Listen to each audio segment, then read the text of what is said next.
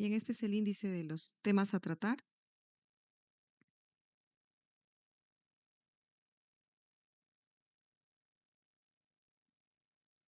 Cuando vamos a hablar de tiroiditis, pues primero tenemos que saber la definición de este término. ¿Qué es tiroiditis? Es un término que va a englobar diversos grupos de enfermedades que se van a caracterizar de alguna manera en mayor o menor grado por una inflamación de la tiroides. O sea, tiroiditis es sinónimo de inflamación de la tiroides. Y va a abarcar un grupo de trastornos que van a estar caracterizados por alguna forma de inflamación de la tiroides, sea afecciones que causen enfermedad aguda con dolor intenso de la tiroides, como es el caso de la tiroiditis subaguda o la tiroiditis infecciosa, o afecciones en las que no hay inflamación clínicamente evidente y la enfermedad se manifiesta principalmente por disfunción tiroidea o bocio. Tal es el caso de la tiroiditis indolora, la tiroiditis fibrosa de Riedel, entre otros. Entonces, vamos a clasificar la tiroiditis dependiendo sea de las manifestaciones clínicas, sea de la causa o sea del curso clínico. Van a haber distintas clasificaciones. Según la manifestación clínica de la presencia o ausencia de dolor, las tiroiditis pueden clasificarse en las que son dolorosas, con dolor tiroideo y sensibilidad. Y entre estas tenemos a la tiroiditis subaguda, que también se llama tiroiditis subaguda granulomatosa o tiroiditis subaguda no supurativa, o también se le conoce como tiroiditis de Kervain. Tenemos en segundo lugar la tiroiditis infecciosa, que puede ser aguda o crónica, la tiroiditis inducida por radiación y la tiroiditis inducida por palpación o trauma. Dentro del grupo de las tiroiditis no dolorosas, sin sensibilidad tiroidea, tenemos la tiroiditis no dolorosa como tal o tiroiditis silente, también conocida como tiroiditis linfocítica con hipertiroidismo de resolución espontánea o tiroiditis linfocítica subaguda. Creo que este último y el primero, tiroiditis silente o tiroiditis linfocítica subaguda, son los términos más frecuentes. Dentro de este grupo se puede especificar las que ocurren en el periodo posparto y que se llama tiroiditis posparto. O sea, la tiroiditis posparto es una tiroiditis silente, pero en el periodo posparto.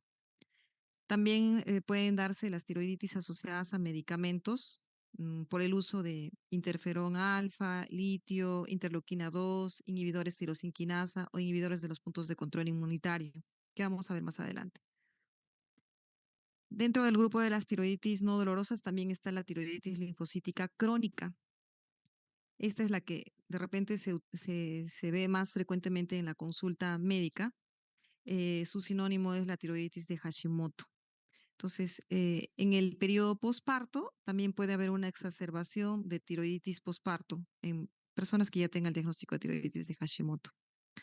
La tiroiditis fibrosa es otro tipo de tiroiditis no dolorosa. Sus sinónimos son la tiroiditis de Riedel o la tiroiditis invasiva. Y finalmente la tiroiditis asociada al uso de amiodarona. Entonces hemos visto la clasificación de las tiroiditis considerando los tipos eh, eh, considerando si hay dolor o no hay dolor, ¿no? Considerando la causa de las tiroiditis, estas pueden ser autoinmunes o linfocíticas, no autoinmunes y por fármacos. Las autoinmunes tenemos la tiroiditis de Hashimoto, la tiroiditis posparto, la tiroiditis silente. En las no autoinmunes tenemos la tiroiditis subaguda o de Kervain, la tiroiditis supurativa aguda, y por fármacos, los que hemos mencionado, ¿no? Interferón alfa, interleuquina 2, inhibidores tirosinquinasa, litio, inhibidores de puntos de control inmunitario que pueden condicionar estados de tiroiditis.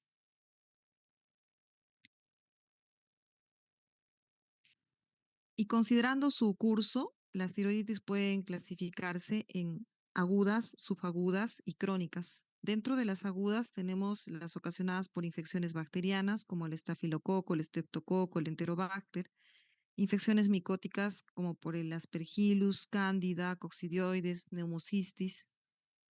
También las tiroiditis post-radiación con yodo 131 o yodo radioactivo, y la amiodarona también puede condicionar una tiroiditis aguda, subaguda y crónica.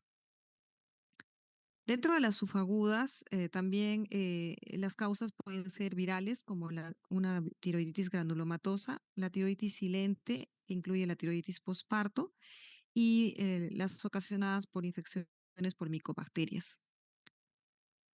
Dentro de las tiroiditis crónicas están las autoinmunes, como la tiroiditis de Hashimoto, la tiroiditis atrófica, la tiroiditis de Riedel, por infecciones parasitarias como equinococosis, estrongiloidiasis, cisticercosis, que pueden condicionar tiroiditis, y las traumáticas tras una palpación intensa de la tiroides.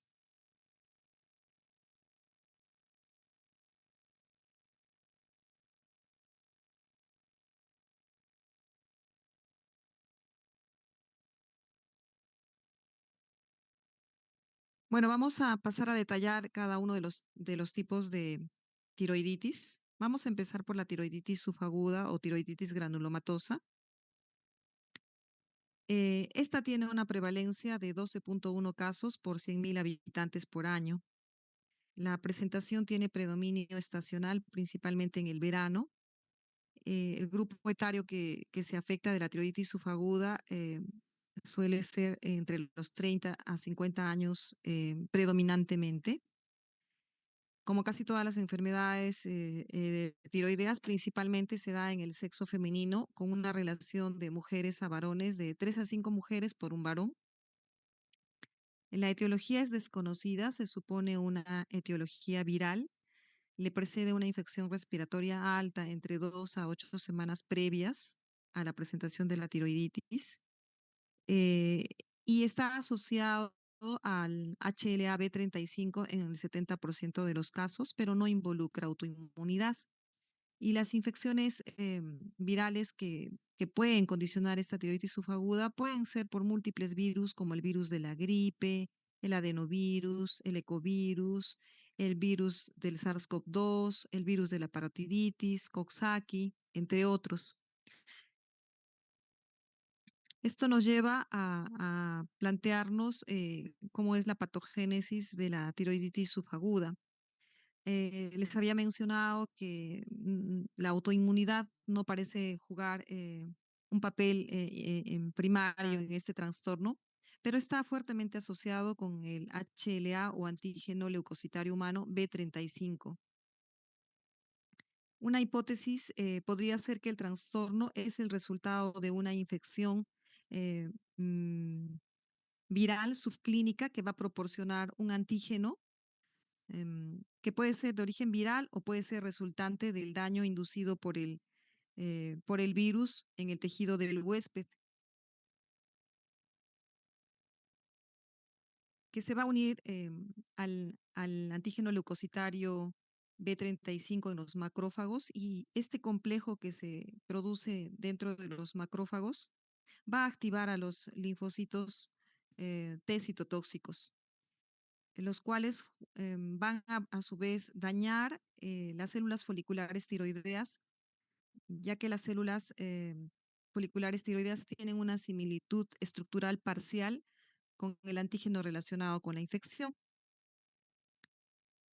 Y a diferencia de las enfermedades autoinmunes, esta va a ser autolimitada en el tiempo.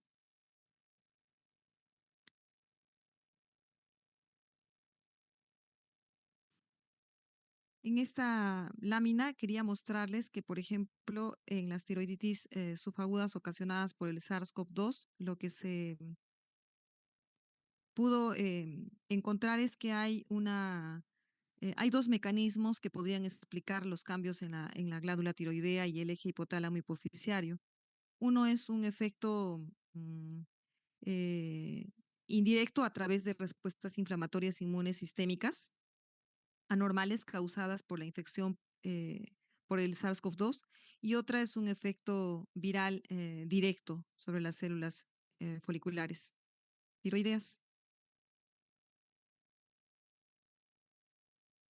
En esta serie de casos que se publicaron de tiroiditis subaguda en relación a la infección por el SARS-CoV-2, este fue un estudio europeo en el que vemos 9 casos de pacientes con diferentes grupos etarios y vemos que todos los pacientes, excepto uno, son de sexo femenino, solo había uno varón. Hay mayor predominio, como les decía, en el sexo femenino. Solo un paciente tenía una enfermedad previa que eran nódulos tiroideos. Todos no tenían antecedente de enfermedad tiroidea. Todos tuvieron un hisopado positivo para el COVID-19. Tuvieron una presentación de COVID leve, la mayoría de casos. Uno de ellos el paciente de 69 años, tuvo neumonía por COVID, fue el único que fue una presentación más severa. Em, el tiempo de presentación de la tiroiditis post-infección de COVID, como ven, varió entre 16 días hasta 40 días, o sea, 2 semanas más o menos, hasta 40 días post-infección COVID, y en tres casos de ellos durante la infección por COVID. ¿No? Todos tuvieron como sintomatología el típico dolor cervical y fiebre. Recuerden que la tiroiditis subaguda es dolorosa y su perfil tiroideo, pues todos hicieron de inicio TSH suprimidas, como ven, 0.01, 0.08, 0.006, TSH suprimidas con T4 libre eh, fuera de rango altos, o sea, todos en hipertiroidismo. Tuvieron anticuerpos antiperoxidasa negativos, todos, excepto uno que salió positivo, perdón, antitiroglobulina y antiperoxidasa, todos negativos. Los marcadores inflamatorios salieron, el PCR salió positivo en algunos casos. Se les hizo mm, a todos estos pacientes un estudio ecográfico de la tiroides y los hallazgos fueron típicos en todos los casos, que vamos a ver más adelante. No se realizó la gamografía en todos, solamente en 3 de los casos en los que hubo ausencia de la glándula tiroidea en la gamografía, en 2 de ellos y en uno de ellos marcadamente reducida la captación. El tratamiento en todos ellos fue con prednisona, que ya fue parte del tratamiento y se evaluó la función tiroidea después de remitir el cuadro de tiroiditis subaguda y remitieron a la normalidad la mayoría, 2 casos de ellos quedaron con hipotiroidismo. Entonces, estas fueron las principales características de estos 9 casos de tiroiditis subaguda relacionados con infección por COVID en esta publicación. La tiroiditis subaguda tiene un curso característico. La inflamación inicial de la tiroides daña los folículos tiroideos y eso activa la proteólisis de la tiroglobulina almacenada dentro de los folículos.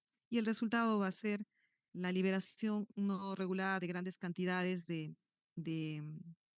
T4 y de T3 a la circulación, en azul, ¿no? La T4. Y por tanto, el estado de hipertiroidismo que hemos visto en la serie de casos que les acabo de presentar. Este estado va a durar solo hasta que se agoten las reservas de tiroglobulina porque cesa la síntesis de nuevas hormonas y a medida que la inflamación disminuye, los folículos tiroideos se regeneran y la síntesis y secreción de las hormonas tiroideas se va a reanudar de tal manera que, como ven, baja toda la hormona preformada, se libera y aumenta la T4. Luego, como no hay más formación, va bajando.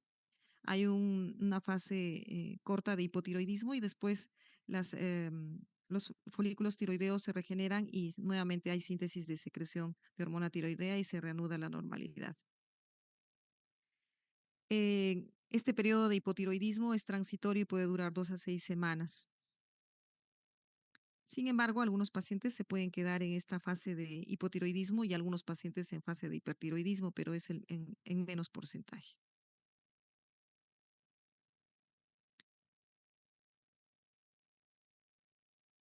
Bien, en cuanto a la patología, va a haber un aumento de tamaño y consistencia de la glándula tiroidea.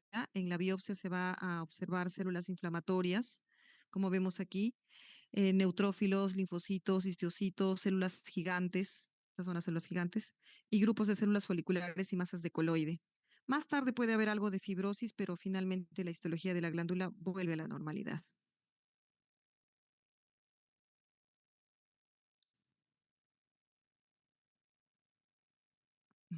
O desaparecer esto.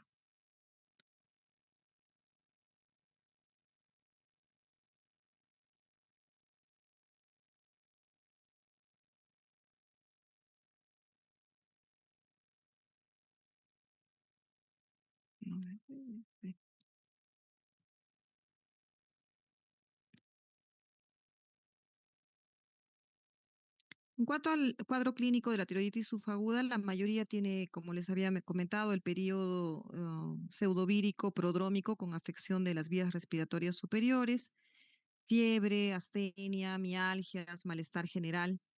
Es típico el dolor en la región cervical anterior que puede estar irradiado a todo el cuello, a la mandíbula, la parte superior del tórax y a los oídos. Es de aparición brusca, también puede ser progresivo. En el 50% de los casos existen síntomas y signos de hipertiroidismo que pueden durar 2 a 6 semanas. En esta fase se acompaña de un bocio doloroso, generalmente bilateral a la palpación y bueno, va eh, va a durar pocas semanas. Después se desarrolla una segunda fase de eutiroidismo y también es transitorio en la que desaparecen el dolor y la fiebre y luego una tercera fase de hipotiroidismo que puede durar de semanas hasta 6 hasta 12 meses. Más del 90% de los pacientes se va a recuperar al eutiroidismo, pero como hemos visto, un pequeño porcentaje puede quedarse hipotiroideo o incluso hipertiroideo.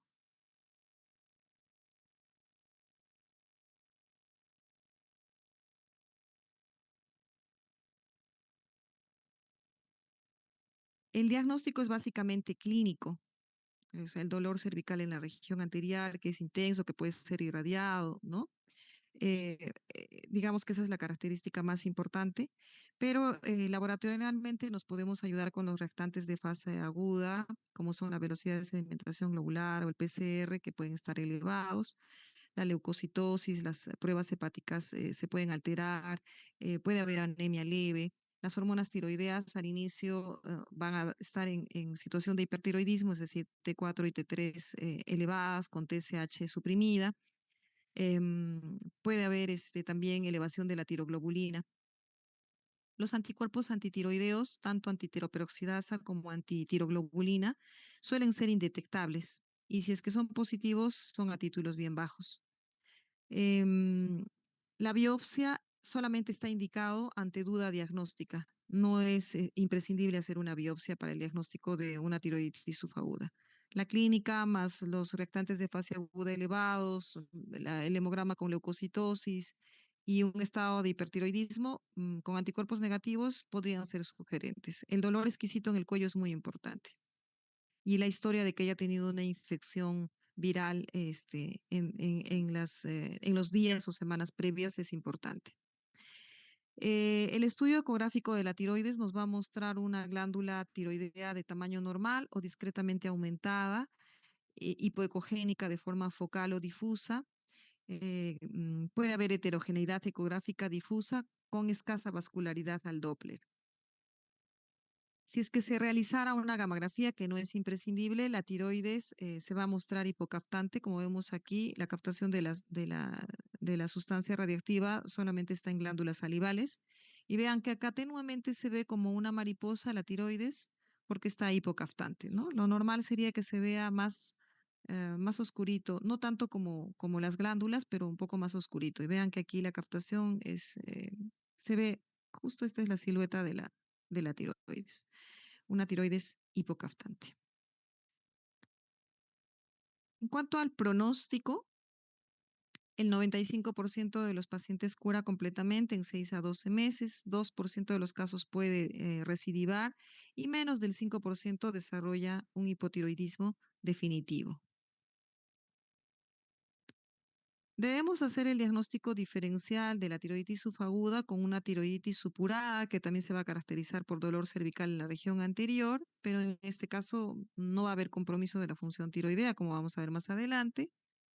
Con el sangrado de un nódulo tiroideo, en estos casos también el tiempo de presentación es abrupto, el sangrado de un nódulo tiroideo es abrupto, el crecimiento de un lóbulo tiroideo, si se produce en el lado derecho, en el lado izquierdo, se va a dar de manera abrupta y va a producir dolor también, justamente por el crecimiento abrupto, pero no se va a acompañar de compromiso de la función tiroidea ni de signos de flogosis que pudiera, ni signos inflamatorios que pudieran hacernos sospechar de una tiroiditis supurada. Se va a diferenciar de la tiroiditis subaguda básicamente en que no hay compromiso de la función tiroidea. Eventualmente se tiene que hacer el diagnóstico diferencial con la enfermedad de Graves que se presentara con dolor tiroideo. No es lo habitual que una enfermedad de Graves se presente con dolor. Y ocasionalmente la tiroiditis de Hashimoto se presenta también con dolor tiroideo, sobre todo en la fase de hipertiroidismo, pero eso también es poco frecuente. En cuanto al tratamiento, la tiroiditis subaguda merece un tratamiento sintomático nada más. Se debe manejar el dolor, que puede utilizarse si el dolor es leve, el ácido acetil salicílico, 500 miligramos cada 6 a 8 horas, o algún otro antiinflamatorio no esteroideo como el ibuprofeno, 600 miligramos cada 8 horas. Si el dolor es intenso o está durando más de 3 a 4 días, se puede administrar prednisona entre 30 a 60 miligramos por día en una pauta decreciente en 5 a 10 miligramos por semana hasta suspender el tratamiento durante 6 a 8 semanas.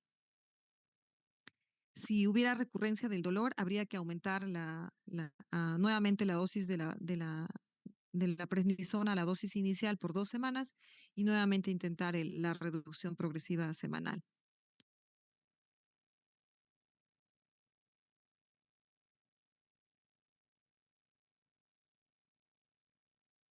Se debe hacer un tratamiento de los síntomas de hipertiroidismo con beta bloqueadores como el propanolol, 20 a 40 miligramos cada 8 horas, el atenolol, 25 a 50 miligramos por día.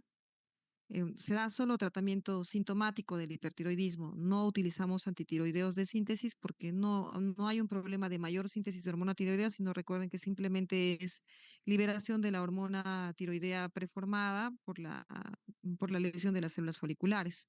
Entonces no amerita tratamiento antitiroideo con antitiroideos de síntesis, sino simplemente los síntomas, ¿no? Beta bloqueadores para la taquicardia. Si hay síntomas evidentes de hipofunción o hipotiroidismo, pues hay que utilizar la levotiroxina entre 50 a 100 microgramos por día en un promedio de 6 a 8 semanas, que por lo general va a ser un hipotiroidismo transitorio. Y según los controles de laboratorio, veremos si se puede retirar el tratamiento. No está indicado, como les dije, los fármacos antitiroideos de síntesis ni el yodo radioactivo en estos casos de tiroiditis subaguda en su fase de hipertiroidismo. Bueno, ahora vamos a hablar de la tiroiditis infecciosa, que es el otro tipo de tiroiditis dolorosa. Tiene una baja prevalencia, puede ser aguda o puede ser crónica, y va a estar en relación a infecciones por gérmenes como estafilococos, estreptococos, micobacterias, hongos, neumocistis, ¿no? Y se va a dar una infección supurativa de la glándula tiroidea. Puede ocurrir de dos formas, por contigüidad, sobre todo en niños y jóvenes, por contigüidad con el seno piriforme, y o en casos de bocio prolongado con degeneración neoplásica de la tiroides. Por ejemplo, algunas neoplasias de tiroides, sobre todo los cánceres anaplásicos, pueden eh, degenerarse y condicionar una tiroiditis infecciosa. La otra forma por la que ocurren es por diseminación hematógena, que puede ser a partir de enfermedades sistémicas graves o en casos de pacientes inmunosuprimidos. La clínica, básicamente, el dolor, ¿no? Que es de inicio súbito, que puede ser irradiado al oído o a la faringe, y se va a presentar unilateral, como ven en esta imagen, un pequeño bocio asimétrico y a la palpación es una masa fluctuante, muy hipersensible y se pueden palpar adenopatías cervicales.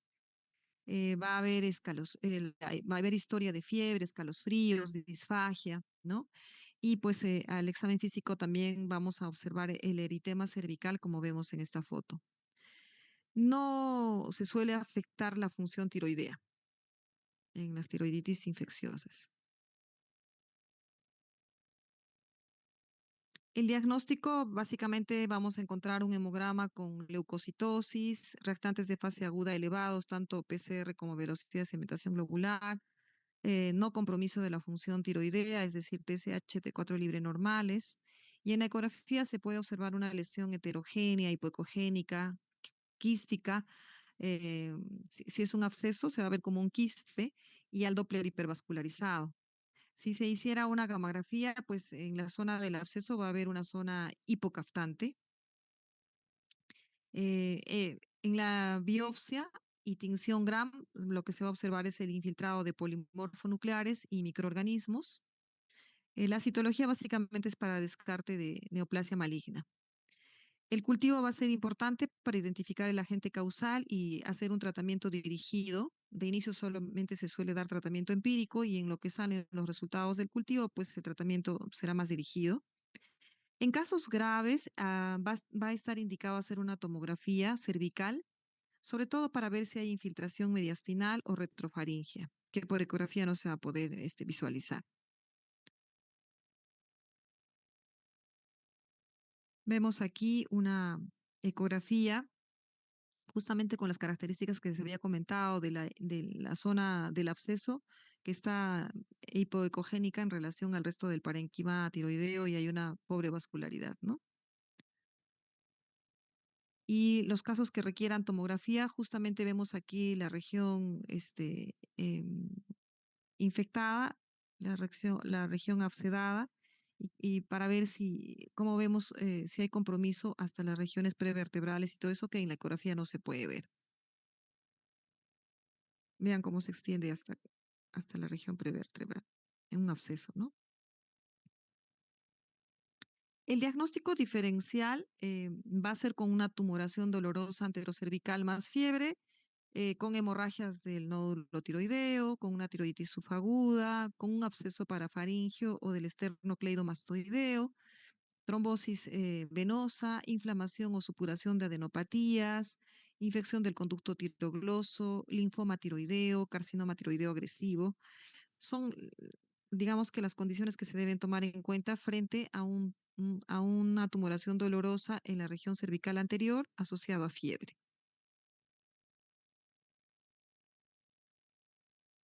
¿Qué tratamiento vamos a indicar? Bueno, el tratamiento antibiótico que debe ser endovenoso, se debe hacer un inicio precoz.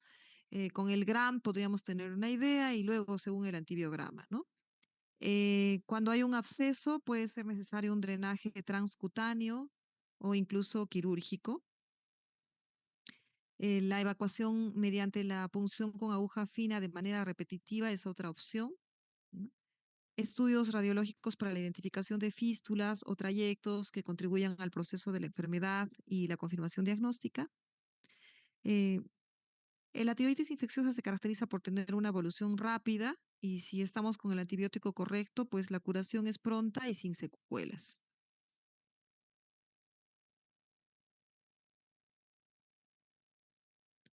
Luego tenemos la tiroiditis inducida por radiación.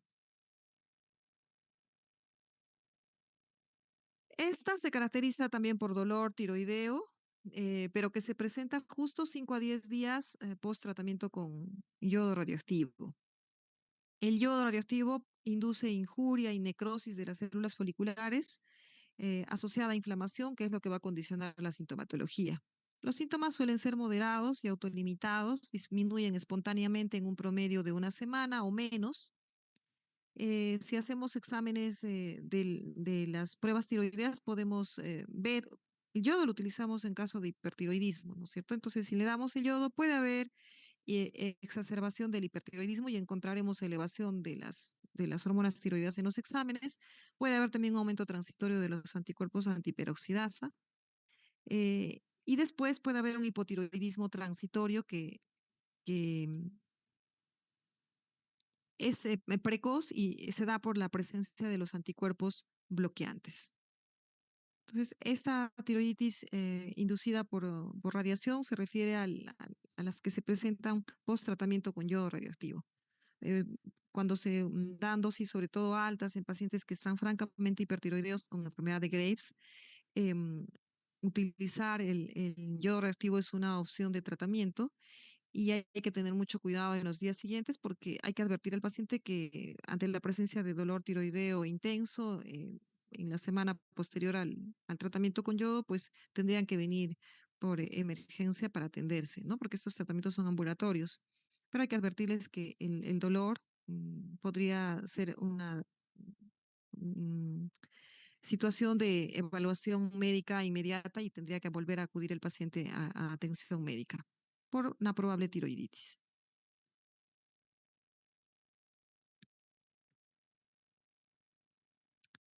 Otra tiroiditis dolorosa es la inducida por trauma. Esta se da ante la palpación vigorosa de la tiroides. Cuando somos muy torpes palpando la tiroides, podemos generar un estado de tiroiditis. Puede ser también durante la manipulación por biopsia o cirugía tiroidea, especialmente la paratiroidea. En el afán de sacar solo paratiroides se puede manipular mucho la tiroides y eso también puede generar una tiroiditis. O puede ser por un traumatismo en un accidente de tránsito por la presión que produce el cinturón de seguridad en la región tiroidea. Entonces, la presentación clínica va a ser una vez más el dolor cervical en la región anterior, que es transitorio. Puede haber exámenes de laboratorio sugerentes de hipertiroidismo que va a ser transitorio, aunque por lo general hay mínimas alteraciones funcionales.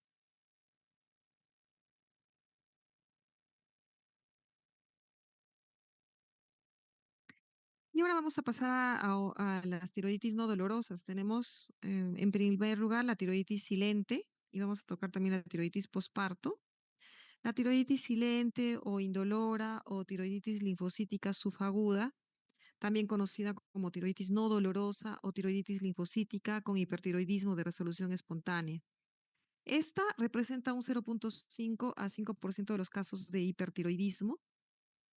Es una variante de la tiroiditis autoinmune crónica. Está asociado al HLA-DR3. Esta asociación sugiere que hay susceptibilidad hereditaria. Hay una similitud con la tiroiditis postparto que causa el hipertiroidismo en mujeres, eh, en cualquier mujer que no esté en posparto, entonces se llama tiroiditis silente, ¿no?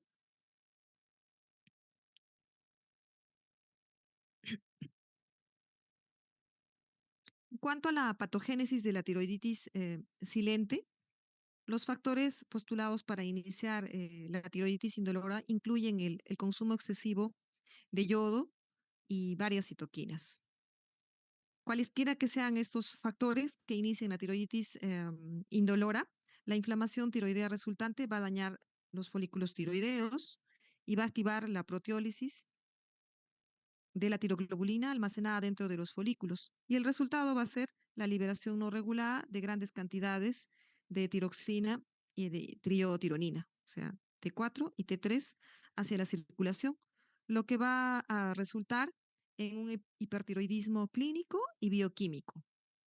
Este estado va a durar solo hasta que se agoten las reservas de tiroglobulina, porque cesa la síntesis de nuevas hormonas no solo por el daño de las células foliculares de la tiroides, sino también por inhibición de la secreción de la TSH, por las altas concentraciones de T4 y de T3.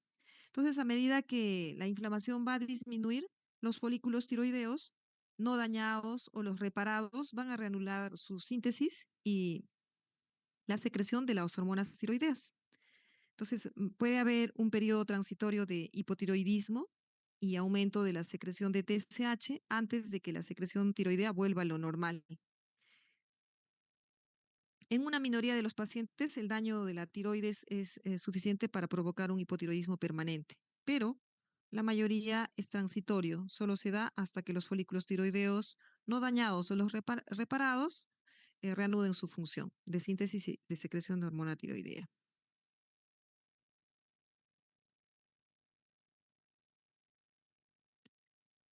Cuanto a la patología o histopatología, en la punción con aguja fina se pueden observar linfocitos, macrófagos, células epiteliales tiroideas normales, algunos folículos tiroideos dañados y masas de coloides, como vemos aquí.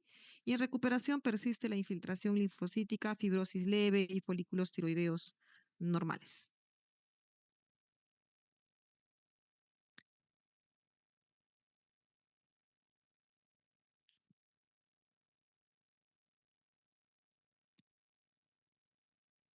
En cuanto al cuadro clínico, suele iniciarse con una fase de hipertiroidismo leve y bien tolerado que se acompaña en el 50-60% de los casos de un bocio difuso, firme em, e indoloro a la palpación. Y tras esta fase autolimitada que va a durar entre 1 y 8 semanas, un tercio de los pacientes pueden presentar hipotiroidismo transitorio, que suele tener mayor relevancia clínica y dura entre 2 hasta 16 semanas hasta la recuperación final. La duración de la enfermedad hasta el retorno del eutiroidismo, es decir, hasta la normalidad, suele ser de un año. Se va a caracterizar por un discreto bocio difuso, a veces de consistencia ligeramente aumentada, sin dolor. 10% pueden presentar episodios recurrentes del proceso y 50% desarrollan una tiroiditis crónica con hipotiroidismo permanente.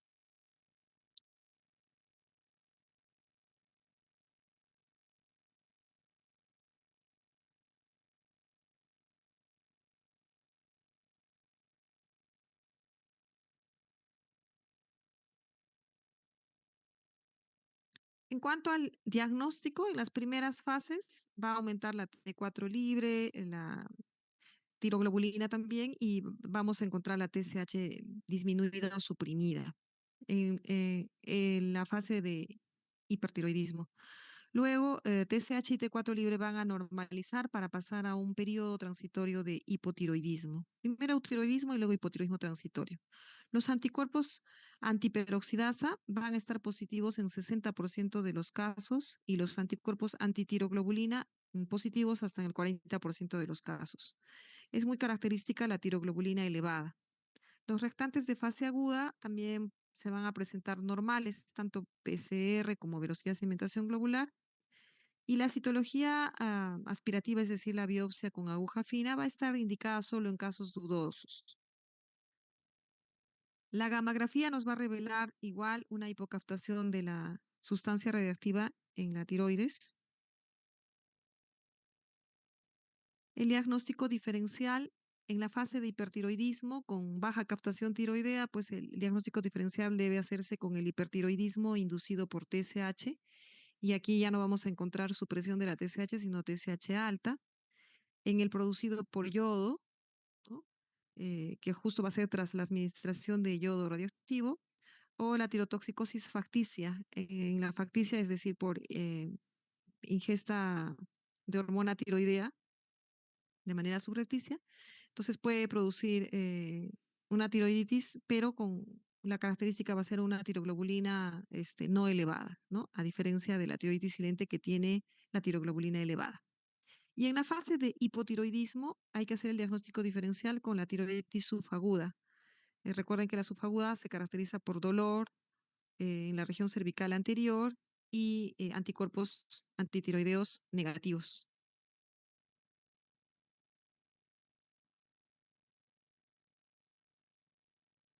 El pronóstico de la tiroiditis silente presenta recurrencias, en especial en su forma posparto, hasta en el 70% de los casos. La mayoría de los pacientes recuperan la función tiroidea normal de forma definitiva en más o menos un año. La evolución a hipotiroidismo definitivo se puede dar en 50% de los casos y la persistencia de un bocio normofuncionante también. Se quedan con la tiroides agrandada, pero con función tiroidea normal. En la mayoría de los casos, el tratamiento no precisa de de, de medicamentos en la fase de hipertiroidismo, porque es una fase corta y transitoria, pero cuando mm, hay mucha sintomatología del hipertiroidismo, como son las palpitaciones, la taquicardia o el temblor, puede hacerse necesario la administración de los beta bloqueadores como propanolol o atenolol. Propanolol entre 40 a 120 miligramos por día y el atenolol entre 50 miligramos por día. Si hay hipotiroidismo clínico, se debe utilizar la levotiroxina como tratamiento sustitutivo por el tiempo que dure, que va a ser entre 6 a 12 meses, y se suspenderá posteriormente para valorar si ya remitió el hipotiroidismo o se queda con hipotiroidismo definitivo. Es decir, vamos entre 6 a 12 meses, vamos haciendo los controles al año, se puede suspender el tratamiento y ver qué pasa, ¿no? Y se valora en 4 semanas nuevamente la función tiroidea. Si se ha reanudado la función tiroidea, pues todo bien, pero si vuelve a presentar valores de TSH elevadas con T4 bajas, pues estamos frente a un hipotiroidismo definitivo y tendrá que recibir tratamiento de manera permanente. No está indicado el tratamiento con antitiroideos de síntesis.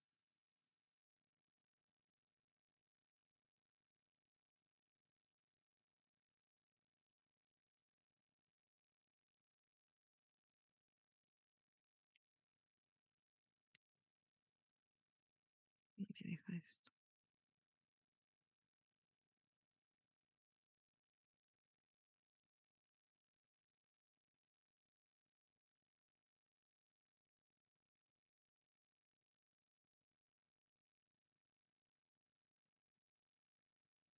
La tiroiditis posparto es una variante de la tiroiditis silente. Tiene una prevalencia de 7 a 8% y se da en las mujeres dentro del año posparto, ¿no? O también puede ser pos un aborto inducido o espontáneo. Entonces, es importante frente a una tiroiditis silente preguntar el antecedente de un aborto, sea inducido o espontáneo, en el último año, que podríamos estar en ese tiempo para una tiroiditis posparto. La patogénesis y el cuadro clínico son exactamente lo mismo que hemos descrito en la tiroiditis silente. Es una tiroiditis destructiva por mecanismo autoinmune. Entonces, el cuadro clínico va a ser semejante porque ya habíamos comentado que se va a dar el daño de los folículos tiroideos, la proteólisis de la tiroglobulina, la liberación eh, no regulada de las hormonas tiroideas, que van a condicionar el cuadro de hipertiroidismo, ¿no? Transitorio. Se puede encontrar anticuerpos antiperoxidasa elevados en el embarazo temprano y en el posparto inmediato. Cuando ya tenemos antecedente de otras enfermedades autoinmunes o diabetes tipo 1, hay un riesgo 2 a 3 veces superior de que se dé una tiroiditis posparto. Entonces, en pacientes que ya tienen otras enfermedades autoinmunes, sobre todo las reumatológicas, o en pacientes que tienen diabetes tipo 1, hay que considerar en el periodo posparto que se podría dar este cuadro.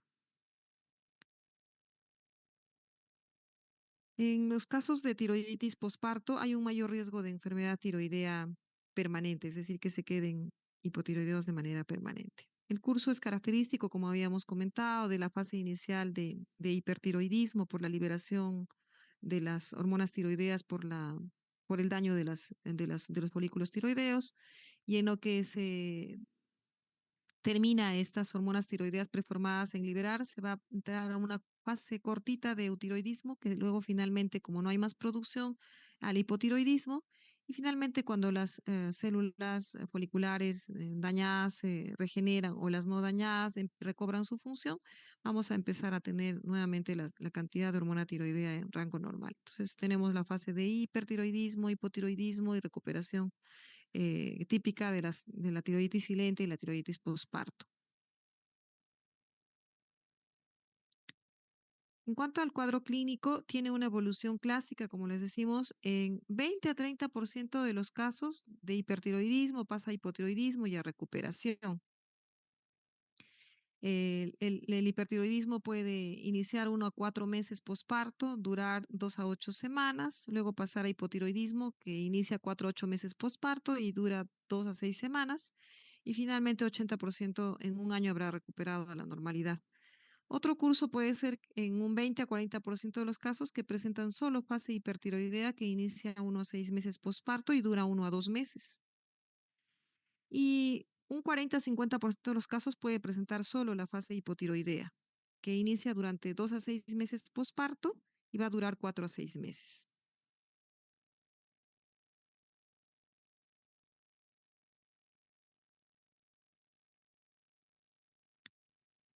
El riesgo de hipotiroidismo permanente oscila entre el 20 y el 40%, siendo más frecuente en pacientes mayores, en las multíparas y con menor ecogenicidad en el estudio ecográfico.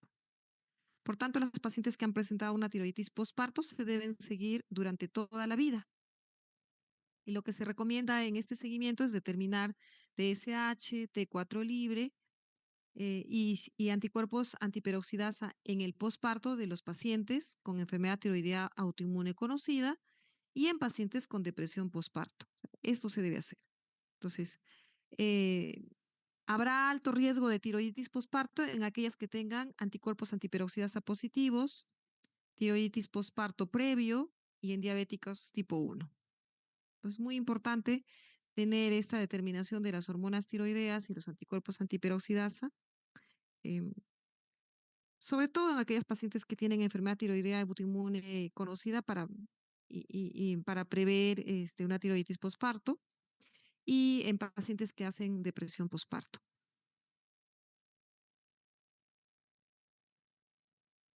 El hipotiroidismo puede tener como única manifestación la depresión, por eso es importante tomarlo en cuenta. El diagnóstico diferencial en la fase de hipertiroidismo con la enfermedad de Graves, que inicia 6 meses posparto en promedio, pero en la enfermedad de Graves hay un predominio de la T3 sobre la T4 y los anticuerpos antirreceptor de TSH suelen estar positivos, no así en las tiroiditis. En la fase de hipotiroidismo hay que hacer diagnóstico diferencial con la hipofisitis linfocítica, en la que además del TSH suprimido vamos a encontrar la CTH baja. Hay que hacer diagnóstico diferencial también con la tiroiditis de Hashimoto. Si el hipotiroidismo no remite en un año posparto y es crónico, entonces estamos frente a una tiroiditis de Hashimoto. ¿Y cuál va a ser el tratamiento? En asintomáticas o con síntomas leves, obviamente no requiere tratamiento. En el hipertiroidismo sintomático hay que dar solamente tratamiento sintomático con beta bloqueadores, propanolol, 40 a 120 miligramos por día. Si hay hipotiroidismo, se debe tratar a la paciente si está lactando, si desea una nueva gestación o si la TSH permanece elevada más de 6 meses, sí o sí debe recibir tratamiento.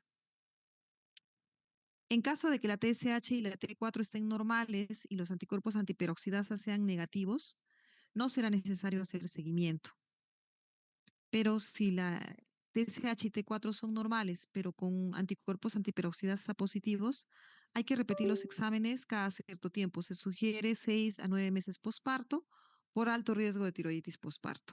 Por eso que les decía que hay que hacer siempre las hormonas tiroideas y los anticuerpos antiperoxidasa en el posparto para determinar si ya son positivos los anticuerpos, pues hay que hacer seguimiento, ¿no? Pero si ya son negativos, no va a necesitar seguimiento.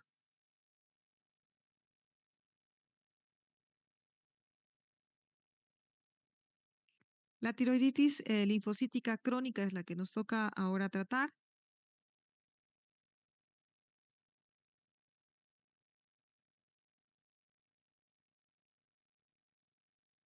La tiroiditis linfocítica crónica también se llama tiroiditis de Hashimoto o tiroiditis autoinmune crónica, tiroiditis linfocítica crónica, son todos los nombres que tienen. Los que más utilizamos es tiroiditis de Hashimoto o tiroiditis autoinmune o linfocítica crónica.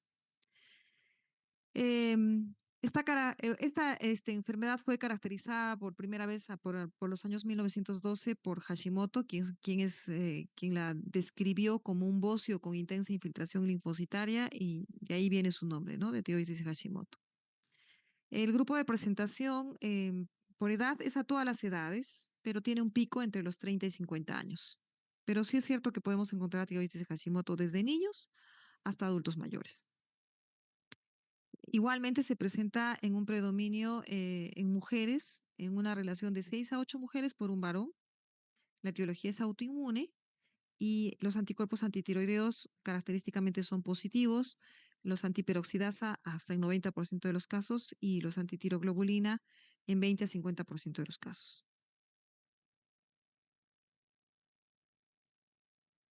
En cuanto a la patogénesis, vamos a ver pues que las células B del tejido tiroideo de los pacientes con tiroiditis de Hashimoto se activan, como lo indica su capacidad para secretar anticuerpos tiroideos espontáneamente in vitro. Entonces, estas células B activadas van a secretar los anticuerpos, las células T activadas en pacientes con tiroides de Hashimoto van a reaccionar con los antígenos tiroideos em, y péptidos derivados de estos antígenos. Y estas células T activadas van a condicionar que se secreten citoquinas que a su vez van a activar otras células inmunes, aumentan la producción de los anticuerpos, que es la inmunidad celular TH2, producen destrucción apoptótica de las células tiroideas vía los linfocitos T citotóxicos, que es la inmunidad TH1, y participan en la regulación de la respuesta inmune local vía las células T reguladoras. Se han propuesto varios mecanismos para la patogénesis de la tiroiditis de Hashimoto, y estas incluyen el mimetismo molecular, la activación de espectadores, la célula tiroidea expresa un antígeno HLA y la activación de la apoptosis de las células tiroideas por una interacción FAS ligando FAS. Entonces, estos son los mecanismos por los cuales se va a producir la injuria de los tirocitos.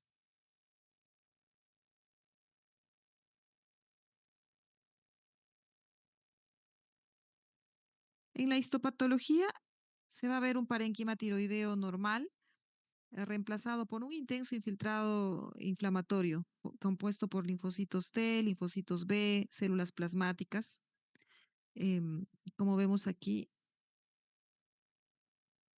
células folículos germinales linfoides, reacción fibrótica, destrucción de folículos tiroideos, material coloide. Y pueden existir también células foliculares grandes con citoplasma eosinófilo y granular, que son las llamadas células de Hartel, aquí en H. La clínica se va a caracterizar por un bocio moderado de crecimiento lento que a menudo se descubre de forma casual. Únicamente en el 20% de los casos existen signos y síntomas de hipotiroidismo. El bocio suele ser liso, algo irregular, de consistencia firme y elástica y la palpación no es dolorosa. En los niños el bocio suele ser de menor tamaño y en edades avanzadas es más frecuente el hipotiroidismo y un bocio más grande. Se puede diagnosticar en fase eutiroidea, en fase de hipotiroidismo subclínico o ya en hipotiroidismo clínico. En cuanto al cuadro clínico de la tiroiditis de Hashimoto, ocasionalmente puede presentar fases de hipertiroidismo alternado con hipotiroidismo debido a la presencia de anticuerpos estimuladores, es lo que se llama hashitoxicosis. Y en hashitoxicosis coexisten la hiperfunción tiroidea y la histología de una tiroiditis de Hashimoto. Y algunos autores consideran la consideran una variante de la enfermedad de Graves-Basedow. Hasta el 20% de los pacientes tienen anticuerpos bloqueadores del receptor de TSH que a diferencia de los TSI no lo estimulan, sino que lo bloquean. Todos estos datos indican el amplio espectro de manifestaciones clínicas que puede presentar la enfermedad tiroidea autoinmunitaria. La tiroiditis de Hashimoto puede formar parte de síndromes pluriglandulares de naturaleza autoinmunitaria y eso hay que tomarlo en cuenta. El diagnóstico se va a sospechar en mujeres de edad mediana que tengan un bocio difuso de consistencia elástica y esté asociado sea a hipotiroidismo subclínico o a un hipotiroidismo francamente clínico. En la fase inicial puede haber T4 normal con TSH elevada, que es el hipotiroidismo subclínico, y en estadios más avanzados ya un hipotiroidismo franco con TSH elevada y T4 libre baja. Los anticuerpos antiperoxidasa y antitiroglobulina están positivos en el 97 a 100% de las mujeres, de las pacientes. Em, la gamografía tiroidea inicialmente puede ser normal y después se va a presentar de aspecto moteado, similar al observado en un bocio multinodular. En la ecografía, la glándula tiroidea se va a observar hipertrófica, heterogénea, con zonas hipoecogénicas más o menos bien delimitadas, y lo característico son los pseudonódulos, ¿no? Eh, para el ojo no experto puede parecer que hay muchos nódulos, pero no terminan de cerrar las imágenes nodulares, entonces por eso se llaman pseudonodulares. Se ve como nuboso.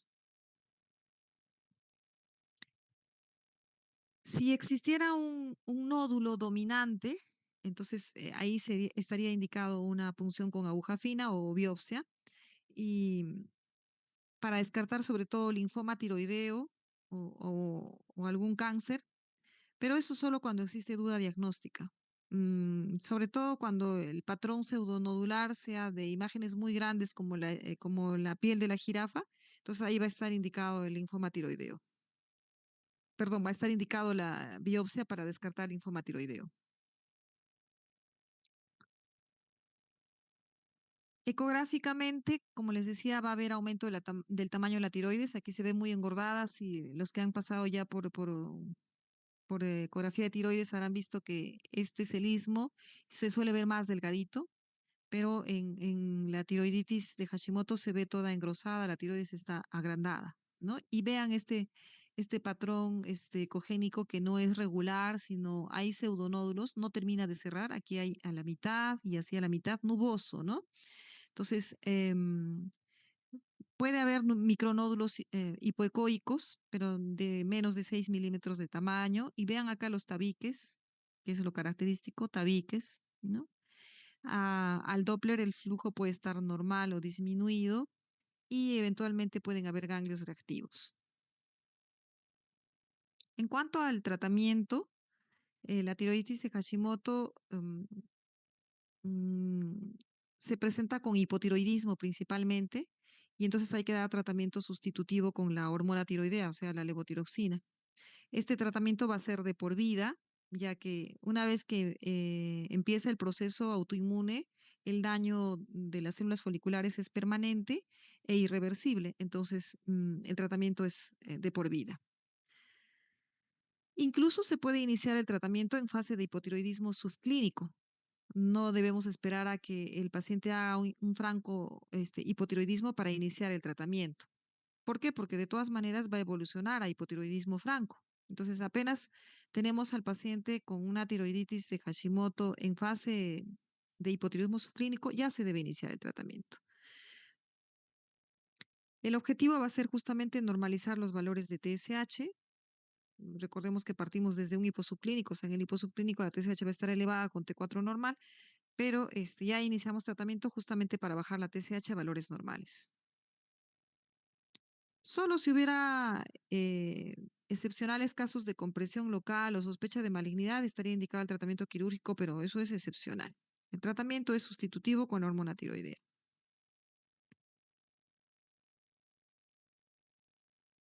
La tiroiditis fibrosa es otra tiroiditis no dolorosa que vamos a tratar. La tiroiditis fibrosa de Riedel, también conocida como tiroiditis invasiva o tiroiditis fibrosa invasiva o tiroiditis leñosa, tiene una incidencia de 1 en 100.000 personas por año y en series quirúrgicas 0,06 a 0,3%. También predomina en mujeres en relación a los varones, 4 mujeres por un varón. La edad de inicio es entre los 30 y 60 años de edad.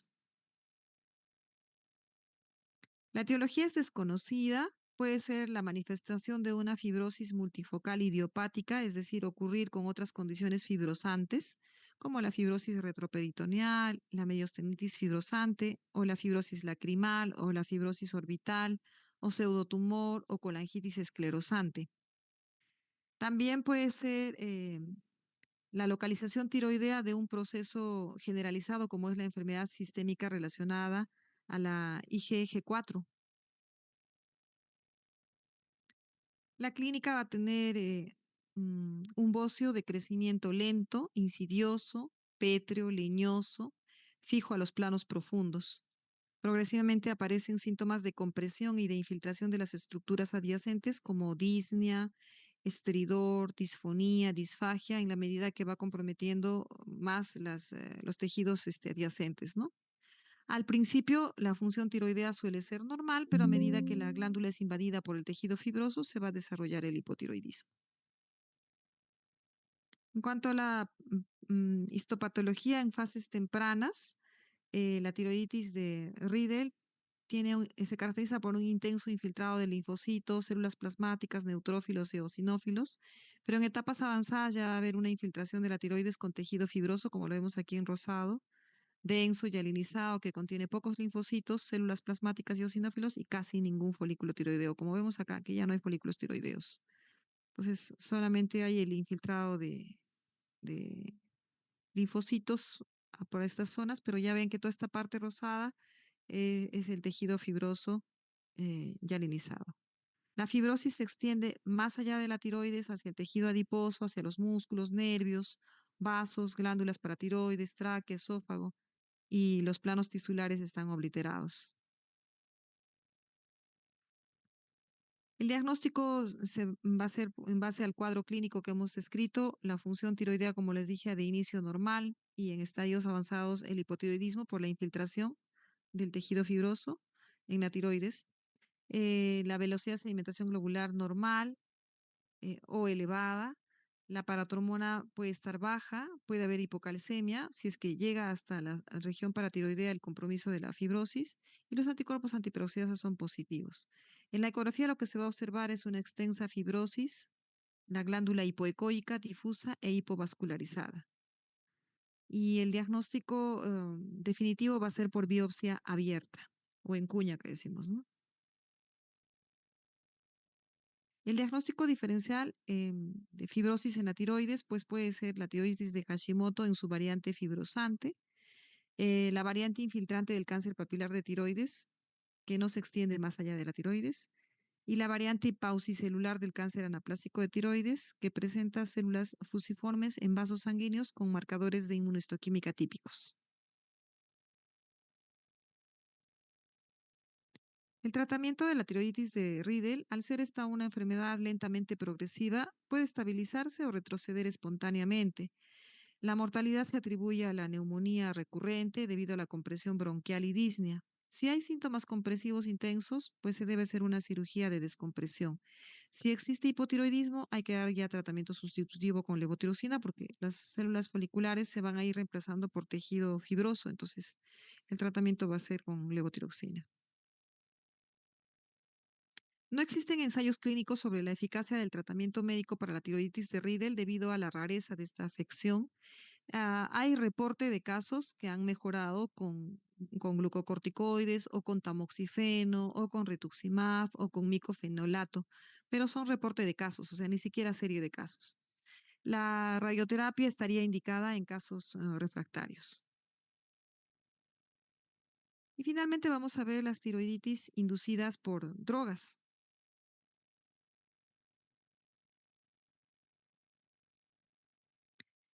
El interferón alfa que se utiliza en el tratamiento de la hepatitis B puede producir una tiroiditis que puede aparecer después de 3 meses de tratamiento.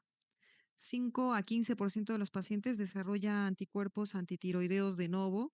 5 a 10% de ellos desarrollan tiroiditis silente o pueden hacer tiroiditis de Hashimoto o enfermedad de Graves.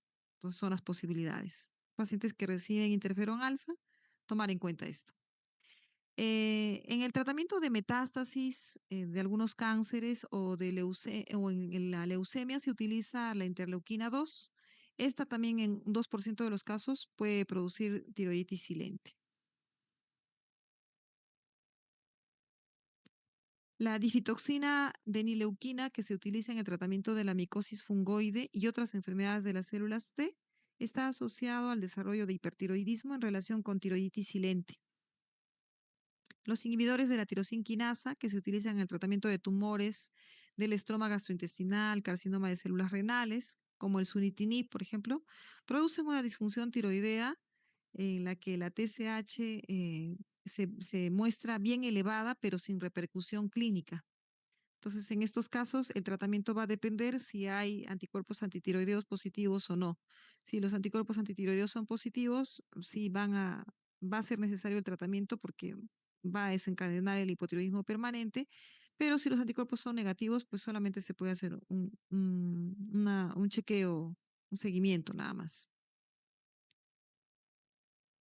Los inhibidores de los puntos de control inmunitario, que son drogas anticáncer, también pueden producir tiroiditis silente. Es el caso del nivolumab, que es una droga anti-PD1 que se usa en el tratamiento del melanoma, o el pembrolizumab o el ipilimumab, que son todas estas drogas anticáncer. Pueden producir tiroiditis no dolorosa con una fase transitoria de tirotoxicosis que inicia 4 semanas tras la primera administración del medicamento y remiten en 4 semanas también. Puede seguirse de hipotiroidismo en algunos pacientes. El mecanismo por el cual se produce esto es que el medicamento, estos medicamentos de inhibidores del punto de control inmunitario reducen la tolerancia inmune aún en tejido tiroideo normal al bloquear la proteína PDL1 que se expresa en la célula tiroidea. Entonces, como vemos en esta primera figura, el PDL1 se une con el PD1 e impiden que la célula T destruya la célula tumoral.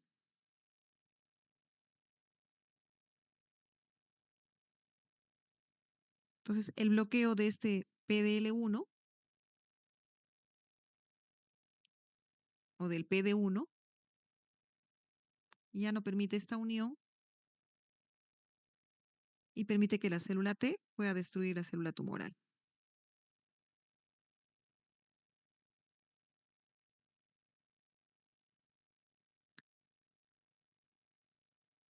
El litio, que se utiliza en algunas enfermedades como trastornos bipolares, inhibe la síntesis de las hormonas tiroideas y bloquea el paso de T4 a T3. Entonces, antes de su uso se debe medir la función tiroidea y los anticuerpos antitiroideos para prever también, ¿no? Que hay alteraciones en la función tiroidea. En casos con normofunción y autoinmunidad negativa, se debe reevaluar la función tiroidea cada cierto tiempo. Se plantea que siquiera cada 6 a 12 meses se debe hacer un control de la función tiroidea, es decir, TSH y T4 libre, ¿no?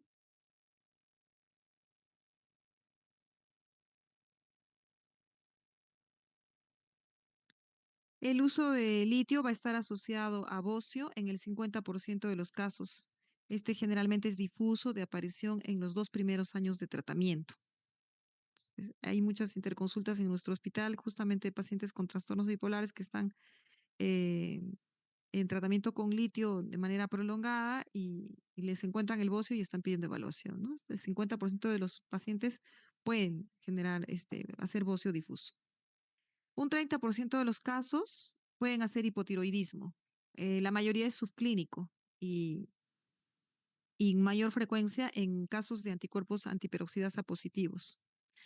Esto no precisa la suspensión del tratamiento con litio, pero sí se debe tratar el hipotiroidismo con la levotiroxina. También se puede dar hipertiroidismo por el uso de litio, sobre todo por tiroiditis subaguda, aunque se han descrito algunos casos de enfermedad de Graves, pero el litio está relacionado también a tiroiditis subaguda.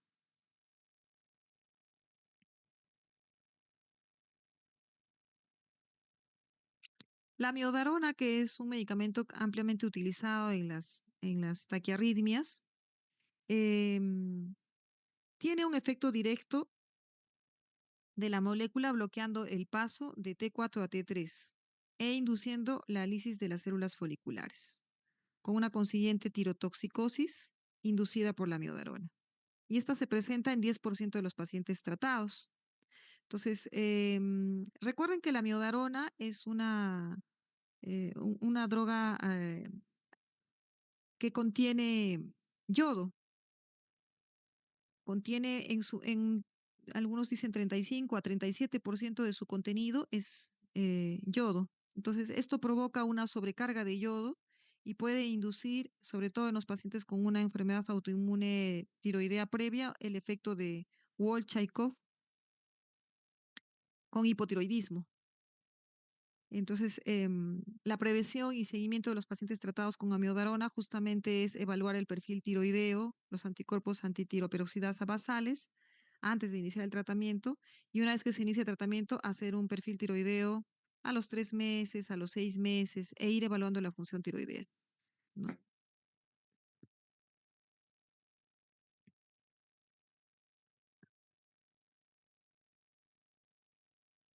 ¿A qué se refiere? Perdón.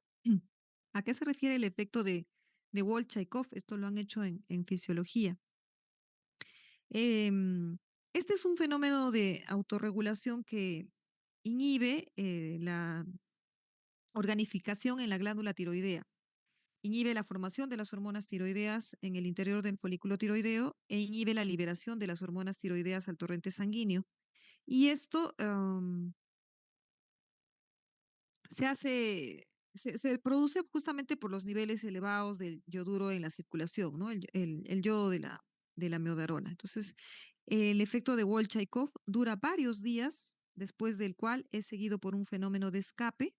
Este fenómeno de escape significa la reanudación de la organificación, de la formación de la hormona tiroidea y de la función normal de la peroxidasa tiroidea, ¿no? Entonces, ante la sobrecarga de yodo, este NIS, que es el sodio yodo importer, se va a ver inhibido de manera temporal y se va a inhibir todo el proceso de síntesis de hormona tiroidea dentro del folículo tiroideo. Pero tras el fenómeno de escape, esta bomba NIS se ve liberada y nuevamente se reanuda la función tiroidea. Entonces, ante la sobrecarga va a haber un periodo de no síntesis de hormona tiroidea, o sea, no va a haber organificación, no va a haber formación de la hormona tiroidea, ni va a haber liberación de la hormona tiroidea.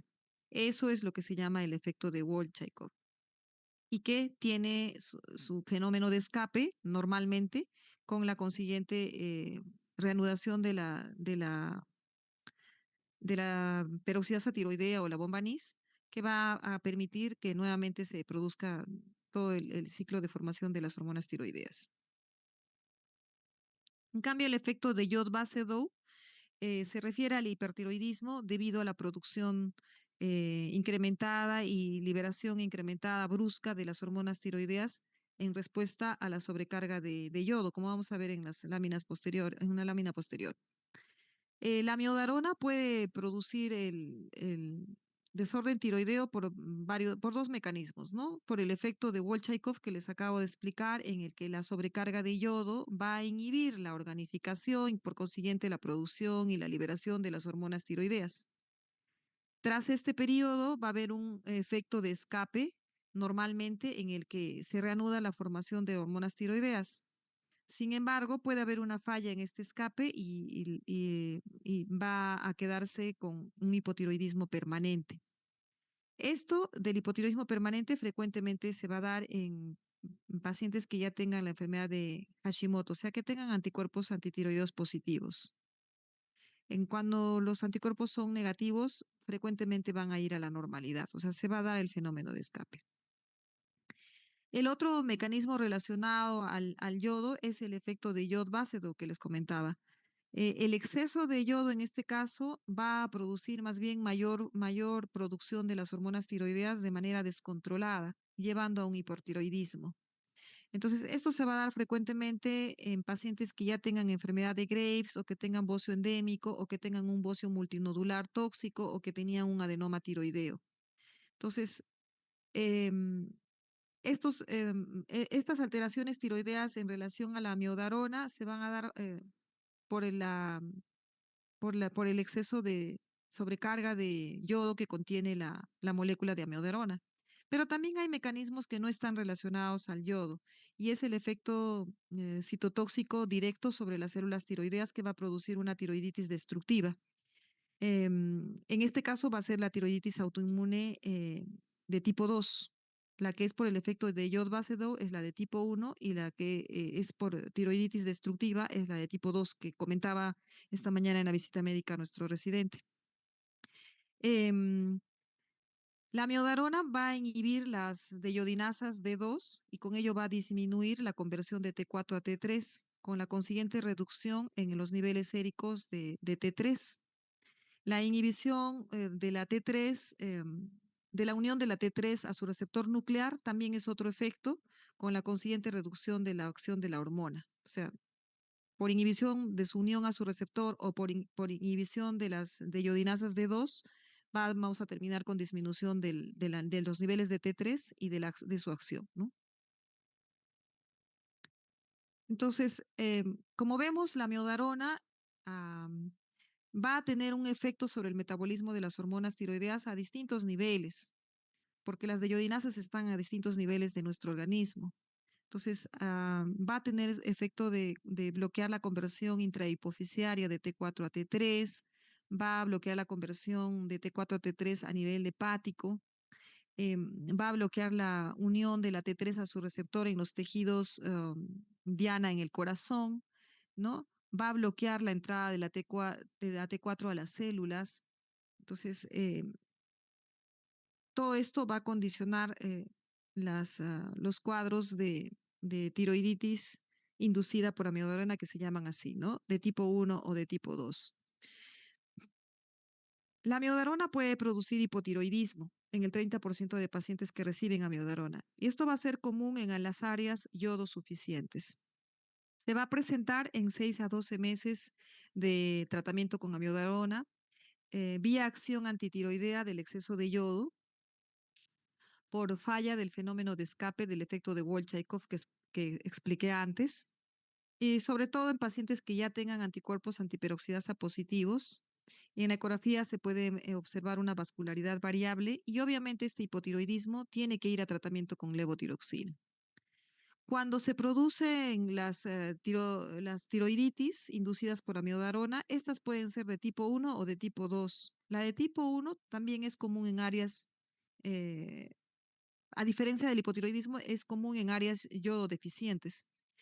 Se presenta en tratamientos cortos, en menos de 2 años. Por eso preguntaba durante la visita médica qué importancia tiene que utilicen cuánto tiempo de amiodarona, ¿no? Cuando están dentro de los 2 años de uso de amiodarona, se puede presentar las tiroiditis inducidas por amiodarona de tipo 1, en la que se aumenta la síntesis de la hormona tiroidea por el incremento del sustrato, por la sobrecarga de yodo que condiciona la ingesta de la amiodarona. Este es el efecto de Jod Basedow, entonces mayor síntesis de hormona tiroidea, hipertiroidismo, ¿no? Se da en pacientes que tengan un bocio multinodular preexistente, que tengan anticuerpos antiperoxidasa positivo.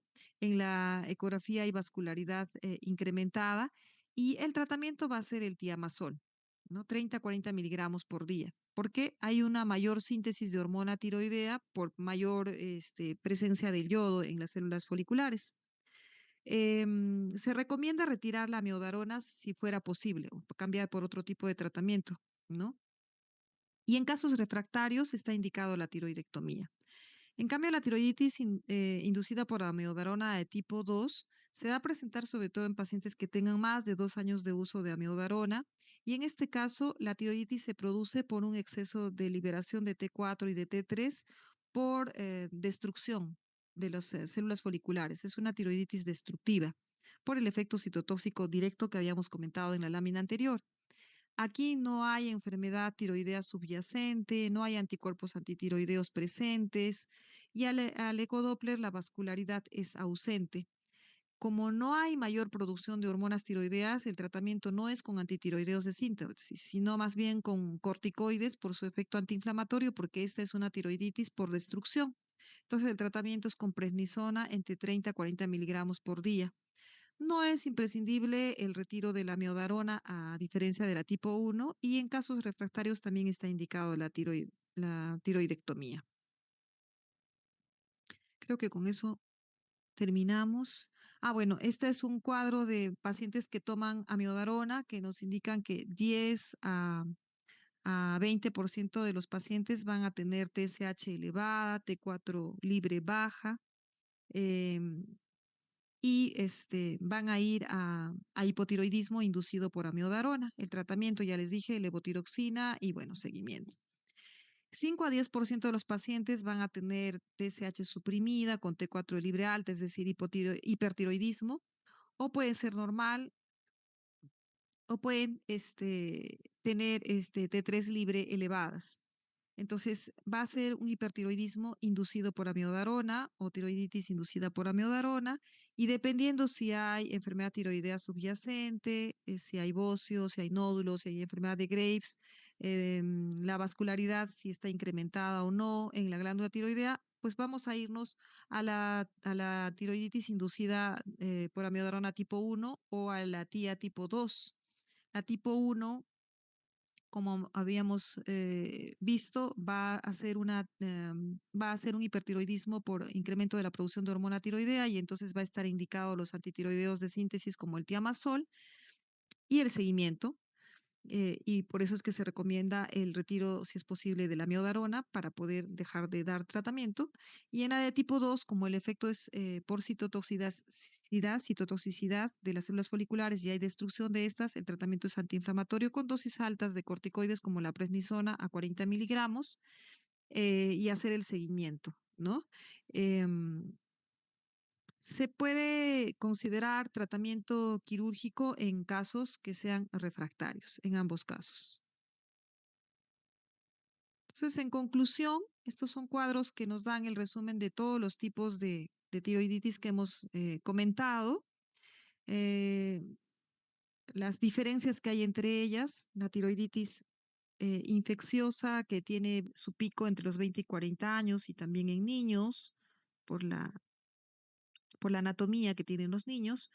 La subaguda, que es más frecuente entre los 20 y 60 años, la silente, que se puede presentar a todas las edades, pero con picos entre los 30 y 40 años, igual que la posparto, en edad fértil, la tiroides de Hashimoto a todas las edades, la tiroides de Riedel entre los 30 y 60, en realidad en edades mayores.